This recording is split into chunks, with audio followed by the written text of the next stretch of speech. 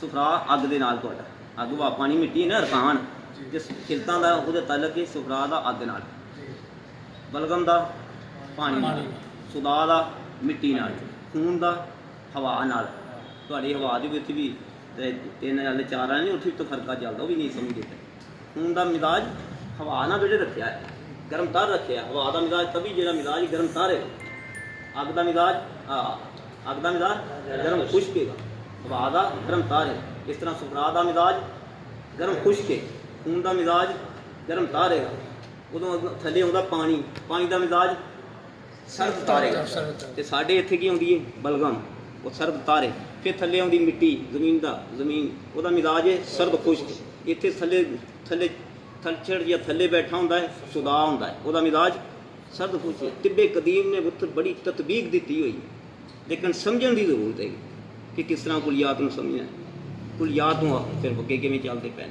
ये खिलता ही नहीं अगे फिर आज़ाद ही बने ने आज़ाद विचों वेखो आज़ाद विचों जिहड़ा तो असीं सुफरा आएगा सुफरा तो की बनया जिगर गुदत बने सुदा तो की बनया हड्डी बनी बेस बनी जमीन बनी हड्डी के उत्ते सारा कुछ जमया है यह जमीन के उत्ते असीं सारी रौनक लगियां ने यह भी पिया हो तुसीं भी पै जे बिल्डिंग भी खड़ी की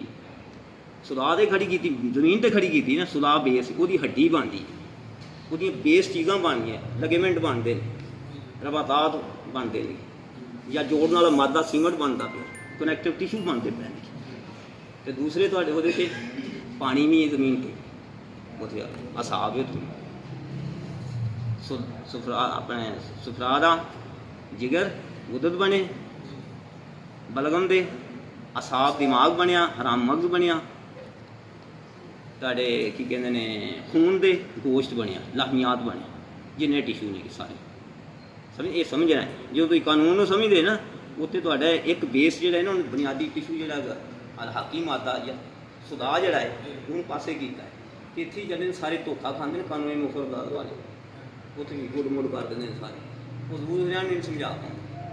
यानी कि आप जिस तरह कि अभी लिंक टुटा है बड़े नालों लिंक टुटा है तो फिर अपनी अपनी जी निकी निकी एक डेढ़ की मस्जिद बना के बैठे थे ये हिसाब बनया है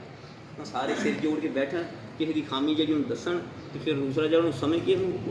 एडमिट करे अगे चले ये नहीं कि अपनी कुक्कड़ लड़ाई लड़ रहे कुक्कड़ लड़ाई लड़ अभी तिब्बे जनानी गए तिब्बे जनानी की है तिब्बे जनानी तो बेस ही साड़ी